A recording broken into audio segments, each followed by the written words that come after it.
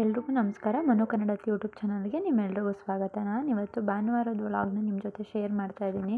ಇವಾಗ 11:15 ಆಗಿರಬೇಕು. ನಾನು ನಮ್ಮ ಮನೆಯವರು ಕರುನ ಹಿಡ್ಕೊಂಡು ಹೊಲ್ದ ಹತ್ರಕ್ಕೆ ಹೋಗ್ತಾ ಇದ್ದೀವಿ. ಅವರೇ ಹಿಡ್ಕೊಂಡು ಹೋಗ್ತಾಯಿದ್ರು ಎರಡೂ. ಆದರೆ ಅಲ್ಲಿ ಸ್ವಲ್ಪ ಅವು ರೋಡ್ ಇದೆಯಲ್ಲ, ಮೇಯ್ನ್ ರೋಡು, ವೆಹಿಕಲ್ ಎಲ್ಲ ಓಡಾಡ್ತಿರುತ್ತೆ, ಅಲ್ಲಿ ಹಿಡ್ಕೊಳ್ಳೋದಕ್ಕಾಗಲ್ಲ ಅಂದ್ಬಿಟ್ಟು ಸ್ವಲ್ಪ ದೂರ ಹೋದ್ಮೇಲೆ ನಾನು ಇಸ್ಕೊಂಡೆ. ಇವಾಗ ಇಲ್ಲಿ ಹೊಲ್ದ ಹತ್ರ ಬಂದು ಇಲ್ಲಿ ಬಾಳೆ ಎಲ್ಲ ಹಾಕಿದ್ದೀವಿ ನೋಡಿ. ಇದೆಲ್ಲ ನಮ್ಮ ಮನೆಯವರೇ ಹಾಕಿರೋದು. ನಾನು ಅಲ್ಲೆಲ್ಲ ನೋಡ್ತಾ ಇದ್ದೆ. ಅವರು ಮೆಣಸಿನ ಗಿಡದ ಕಳೆ ಕೀಳೋಕ್ಕೆ ಅಂತ ಕರ್ಕೊಂಡು ಬಂದಿದ್ರು ಇವತ್ತು ನನ್ನನ್ನು. ಅಪರೂಪಕ್ಕೆ ಹೊಲ್ದ ಹತ್ರಕ್ಕೆ ಅಂತ ಕರ್ಕೊಂಡು ಬಂದರು. ಅದು ಎಲ್ಲಿ ಹಾಕಿದ್ದಾರೆ ಅನ್ನೋದನ್ನು ನನಗೆ ಗೊತ್ತಿಲ್ಲ. ಹುಡುಕ್ತಾ ಇದ್ದೀನಿ ಎಲ್ಲಿ ಹಾಕಿದ್ದಾರೆ ಅಂತ. ಆಮೇಲೆ ಅವ್ರನ್ನ ಕೇಳಿದೆ, ಇಲ್ಲಿ ಹಾಕಿದ್ದೀನಿ, ಇದು ಸಸಿ ಹಾಕಿದ್ದು ಬೇರೆ, ಇಲ್ಲೇ ಸಸಿನೇ ಮನೆಯಲ್ಲೇ ಬೀಜ ತೊಗೊಂಡೋಗಿ ಹಾಕಿದ್ದಿದ್ದಲ್ಲಿ. ಆವಾಗ ಒಂದು ಸಲ ಹೋಗಿದ್ದಾಗ ಕಿತ್ಬಿಟ್ಟು ಬಂದಿದ್ದೆ. ಅದು ಸ್ವಲ್ಪ ಚಿಕ್ಕದಾಗಿ ಒಟ್ಲು ಹಾಕ್ತಾರೆ ಅಂತ ಹೇಳ್ತಾರಲ್ವ, ಆ ಥರ ಹಾಕಿದ್ದಿದ್ದು. ಅದನ್ನು ಕಿತ್ತು ಬೇರೆ ಕಡೆ ನೆಟ್ಟಿದ್ದಾರೆ. ಅದರಲ್ಲೂ ಇನ್ನೂ ಒಂದೊಂದು ಸಸಿಗಳಿದ್ದಾವೆ, ನೋಡ್ಬಿಟ್ಟು ಕಿತ್ಕೊ ಅಂತ ಹೇಳಿದ್ರು. ಅದರೊಳಗಡೆ ಕೀಳೋ ಅಷ್ಟ್ರಲ್ಲಿ ಸಾಕಾಗೋಯ್ತು. ಹಾಗೂ ಒಂದು 10 ಗಿಡನೇನೋ ಸಿಕ್ಕಿದ್ವು. ನಾನು ಅವರು ಕಿತ್ಕೊಂಡು ಇವಾಗ ನೋಡಿ ಇಲ್ಲಿ ಕಿತ್ಕೊಂಡು ಇಟ್ಕೊಂಡಿದ್ದೀನಿ ಕೈಲಿ. ಅದ್ರೊಳಗಡೆ ಕಾಣಿಸ್ತಾನೂ ಇರಲಿಲ್ಲ ಅಷ್ಟು. ಇವಾಗ ಇಲ್ಲಿ ಮುಂಚೆ ಹಾಕಿದ್ರಲ್ವ, ಅಲ್ಲಿಗೆ ಬಂದಿದ್ದೀನಿ. ಇಲ್ಲಿ ಈ ಥರ ಅಲ್ಲಿ ಹಾಕಿದ್ವಲ್ಲ ಒಟ್ಲನ್ನ, ಆ ಸಸಿಗಳನ್ನ ಕಿತ್ಕೊಂಡು ಬಂದು ಇಲ್ಲಿ ಹಾಕಿದ್ದಾರೆ. ಇಲ್ಲಿ ಅದೇನು ಅಂತಾರೆ, ಕೊದ್ನಾರಿ ಅಂತ ಹೇಳ್ತಾರೆ ನಮ್ಮ ಕಡೆ ಎಲ್ಲ. ಈ ಥರ ಜಾಗಕ್ಕೆ ಹಾಕಿದ್ರೆ ಅದೇನಾಗುತ್ತೆ, ಬೆಳೆ ಚೆನ್ನಾಗಿ ಬರೋಲ್ಲ, ಬರೀ ಈ ಥರ ಹುಲ್ಲೇ ಹುಟ್ಟುತ್ತೆ. ಅದರಲ್ಲಿ 2 ಲೈನ್ನ ಕ್ಲೀನ್ ಮಾಡಿದ್ದಾರೆ. ಇನ್ನೂ ಇಷ್ಟಿದೆ. ಅದನ್ನೆಲ್ಲ ಕ್ಲೀನ್ ಮಾಡೋಕ್ಕೆ ಅಂತ ಇವತ್ತು ನನ್ನನ್ನು ಕರ್ಕೊಂಡು ಬಂದವರು ಅಪರೂಪಕ್ಕೆ. ಇವಾಗ ನಾನಿಲ್ಲಿ ಎಲ್ಲ ಕ್ಲೀನ್ ಮಾಡಬೇಕು. ಇಷ್ಟನ್ನು ಯಾವಾಗ ಮಾಡ್ತೀನೋ ಗೊತ್ತಿಲ್ಲ. ಇನ್ನು ಇಷ್ಟೊಂದಿದೆ. ಇವಾಗ ಬಂದಿದ್ದೀನಿ ಮಾಡೋಕ್ಕೆ ಅಂತ. ನೋಡಬೇಕು ಹೇಗಾಗುತ್ತೆ ಅಂತ. ನೋಡಿ ತೋರಿಸ್ತಾ ಇದ್ದೀನಿ. ಇಷ್ಟೆಲ್ಲ ಕ್ಲೀನ್ ಮಾಡಬೇಕು. ಅದರಲ್ಲಿ ಮೆಣಸಿನ ಗಿಡ ಯಾವುದು, ಕಳೆ ಯಾವುದು ಒಂದೂ ಗೊತ್ತಾಗ್ತಾ ಇಲ್ಲ. ಅದ್ರ ಜೊತೆಗೆ ಮಳೆ ಬೇರೆಯೇ. ಸ್ವಲ್ಪ ಹೊತ್ತು ಬರೋದು, ಆಮೇಲೆ ನಿಂತೋಗೋದು, ಬರೋದು ನಿಂತೋಗೋದು, ಇದೇ ಥರ ಮಾಡ್ತಾಯಿತ್ತು. ಆದ್ರೂ ಹೊಲ್ದ ಹತ್ರ ಹೋದಾಗ ಎಲ್ಲ ಸ್ವಲ್ಪ ಮೈಂಡ್ ಫ್ರೆಶ್ ಆದಾಗ ಅನಿಸುತ್ತಲ್ವ, ಅದರಿಂದ ಸ್ವಲ್ಪ ಖುಷಿ ಹೊಲ್ದ ಹತ್ರಕ್ಕೆ ಹೋಗೋಕ್ಕೆ. ಇನ್ನೇನು ನೋಡಿ ಇಷ್ಟೊಂದಿದೆ. ಇವಾಗ ಎಷ್ಟು 12 ಗಂಟೆ 12:15 ಶುರು ಮಾಡಿದ್ದೀನಿ ಕೀಳೋದಕ್ಕೆ. ಎಷ್ಟೊತ್ತು ಮುಗಿಯುತ್ತೆ ಅಂತ ಗೊತ್ತಿಲ್ಲ, ನೋಡಬೇಕು. ನಮ್ಮ ಮನೆಯವ್ರಿಗೆ 2 ಗಂಟೆ ಅಷ್ಟರಲ್ಲಿ ಮುಗಿಸ್ತೀನಿ ಅಂತ ಹೇಳಿದ್ದೀನಿ. ಆದರೆ ಎಷ್ಟೊತ್ತಾಗುತ್ತೆ ಅಂತ ಗೊತ್ತಿಲ್ಲ. ಇವಾಗ ಇಷ್ಟು ಕಿತ್ತಿದ್ದೀನಿ. ಅವ್ರು 2 ಲೈನ್ ಕ್ಲೀನ್ ಮಾಡಿದ್ರಲ್ವ, ನಾನಿವಾಗ ಇಷ್ಟು 2-2.5 ಲೈನಷ್ಟು ಕ್ಲೀನ್ ಮಾಡಿದ್ದೀನಿ. ಮತ್ತು ಸ್ವಲ್ಪ ಮಳೆ ಬರ್ತಾಯಿತ್ತು ಅಂತ ಅಲ್ಲೇ ಮರದ ಕೆಳಗಡೆ ಕೂತ್ಕೊಂಡೆ. ಇದು ಮತ್ತೆ ಕೀಳಬೇಕಾದ್ರೆ ನಮ್ಮ ಮನೆಯವರು ನನಗೆ ಗೊತ್ತಿಲ್ಲದಾಗೆ ವೀಡಿಯೋ ಮಾಡೋರೆ ಕೀಳ್ತಾ ಇರೋದನ್ನು. ಇವಾಗೆಲ್ಲ ಕಿತ್ತಾದ್ಮೇಲೆ ತೋರಿಸ್ತಾ ಇದ್ದೀನಿ ನೋಡಿ. ಆವಾಗಿದ್ದಕ್ಕೂ ಇವಾಗಿರೋದಕ್ಕೂ ಎಷ್ಟು ಡಿಫ್ರೆನ್ಸ್ ಇದೆ.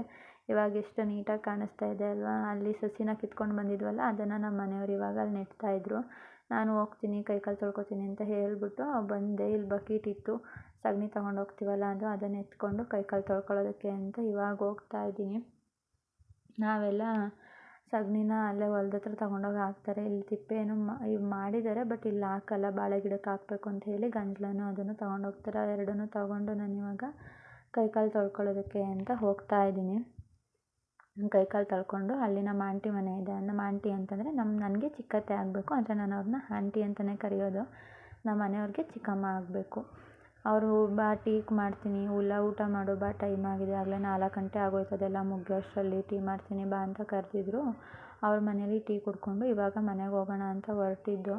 ಅಲ್ಲಿ ಅವ್ರೇನೇನೋ ಮಾತಾಡ್ಕೊಂಡು ನಿಂತ್ಕೊಂಡ್ರು ಅಂತ ಹೇಳಿ ನಾನು ಹಾಗೆ ಸುಮ್ಮನೆ ನಿಂತ್ಕೊಂಡೆ. ಅಲ್ಲಿ ಬಿಡ್ತಾರೆ, ಹೂ ಬಿಟ್ಟಿತ್ತು, ಅದನ್ನು ನೋಡಿಕೊಂಡು ಇಲ್ಲಿ ಬಾಳೆ ಗಿಡ ಅದು ಕರ್ಗೋಗಿತ್ತು. ಅದಕ್ಕೆ ನಮ್ಮ ಮನೆಯವರು ಕಿತ್ತೆಸ್ಬಿಟ್ಟು ಅವ್ರಿಗೆ ತೋರಿಸ್ತಾಯಿದ್ರು, ನೋಡಿ ಈ ಥರ ಕರ್ಗೋಗಿದೆ, ಏನೂ ಆಗೋಲ್ಲ ಬಿಡು ಅಂತ ಹೇಳ್ತಿದ್ರಲ್ಲ ಅಂತ ಹೇಳಿ. ನಾನು ಆಮೇಲೆ ಇಲ್ಲಿ ಮನೇಲಿ ಕರ್ಬೇವಿನ ಸೊಪ್ಪು ಇರಲಿಲ್ಲ ಅಂತೇಳಿ ಕರ್ಬೇವಿನ ಸೊಪ್ಪನ್ನ ಕಿತ್ಕೊಳ್ಳೋದಕ್ಕೆ ಅಂತ ಬಂದೆ.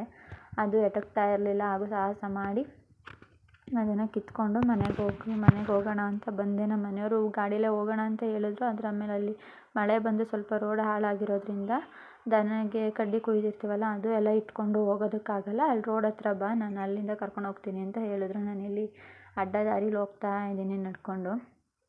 ಅಲ್ಲಿ ನೋಡಿ ಈ ಕಡೆ ಮೇನ್ ರೋಡ್ ಕಾಣಿಸುತ್ತಲ್ವ, ಈ ರೋಡಲ್ಲಿ. ಆಮೇಲೆ ಇಲ್ಲಿ ಬಂದು ಅಲ್ಲಿ ಹೋಗ್ತಾ ಇದ್ದಾರೆ.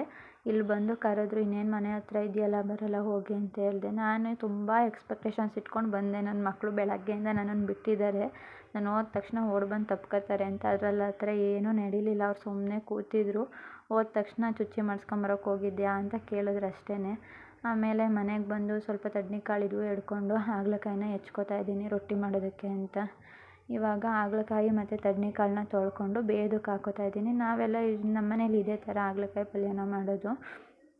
ಅದನ್ನೆಲ್ಲ ಚೆನ್ನಾಗಿ ತೊಳ್ಕೊಂಡು ಸ್ವಲ್ಪ ಉಪ್ಪು ಹಾಕಿ ಅದಕ್ಕೆ ರುಚಿಗೆ ತಕ್ಕಷ್ಟು ಉಪ್ಪನ್ನ ಹಾಕಿ ಅದನ್ನು ಬೇಯೋದಕ್ಕೆ ಇಟ್ಕೊತೀನಿ. ಕೆಲವೊಬ್ಬರು ಕಹಿ ಬರುತ್ತೆ ಹಾಗಲಕಾಯಿ ಅನ್ನೋದಕ್ಕೆ ಬೆಲ್ಲ ಹಾಕಿ ಇನ್ನು ಅದು ಯಾವ ಥರನೋ ಮಾಡ್ತಾರೆ, ಬಟ್ ಅದೆಲ್ಲ ನನಗೆ ಗೊತ್ತಿಲ್ಲ.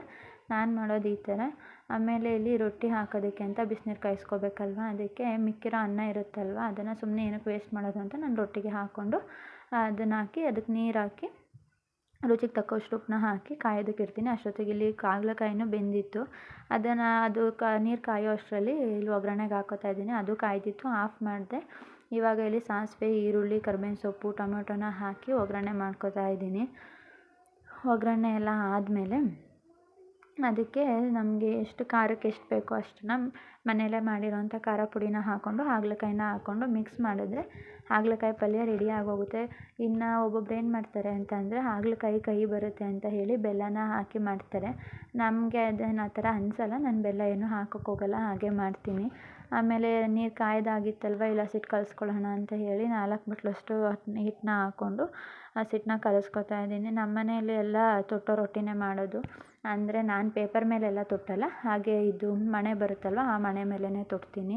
ಇನ್ನು ಬಳಿಯೋ ರೊಟ್ಟಿ ಅಂತೆಲ್ಲ ಮಾಡ್ತಾರೆ, ನಾನು ಅದು ಯಾವುದೂ ಮಾಡಲ್ಲ. ಇದೇ ಥರ ನಮ್ಮ ಮನೇಲಿ ಮಾಡೋದು. ಮತ್ತು ನಮ್ಮ ಮನೇಲಿ ಏನಂದರೆ ಮೆತ್ತಗಿದ್ರೆ ಯಾರಿಗೂ ಇಷ್ಟ ಆಗಲ್ಲ. ಗಟ್ಟಿಗಿರಬೇಕು, ಕರಮ್ ಕರಮ್ ಅಂತ ಇರಬೇಕು. ನಮ್ಮ ಮನೆಯವ್ರಿಗೂ ಹಾಗೆ ಇರಬೇಕು, ನಮ್ಮ ಅಮ್ಮನಿಗೂ ಹಾಗೆ ಇರಬೇಕು. ಅದಕ್ಕೋಸ್ಕರ ನಾನು ಮೆತ್ತಗೆ ಮಾಡೋದಕ್ಕೆ ಹೋಗಲ್ಲ. ಈ ಥರ ಗಟ್ಟಿಯಾಗಿ ಬೇಯಿಸ್ಕೊತೀನಿ. ನೋಡಿ ಇಲ್ಲಿ ತೋರಿಸ್ತಾ ಇದ್ದೀನಲ್ಲ, ಈ ಥರ ಗಟ್ಟಿಯಾಗಿ ಬೇಯಿಸ್ಕೊಂಡ್ರೆ ಅವ್ರು ತಿಂತಾರೆ. ಇಲ್ಲಾಂದರೆ ಮೆತ್ತಗಿದ್ರಂತೂ ನಮ್ಮ ಮನೇಲಿ ತಿನ್ನೋದೇ ಇಲ್ಲ. ಇಷ್ಟು ಇವತ್ತಿನ ನನ್ನ ಬ್ಲಾಗ್ ಆಗಿತ್ತು. ಯಾರಿಗೆ ಲೈಕ್ ಮಾಡಿ, ಇನ್ನೂ ಯಾರು ನನ್ನ ಚಾನಲ್ನ ಸಬ್ಸ್ಕ್ರೈಬ್ ಮಾಡ್ಕೊಂಡಿಲ್ಲ ಸಬ್ಸ್ಕ್ರೈಬ್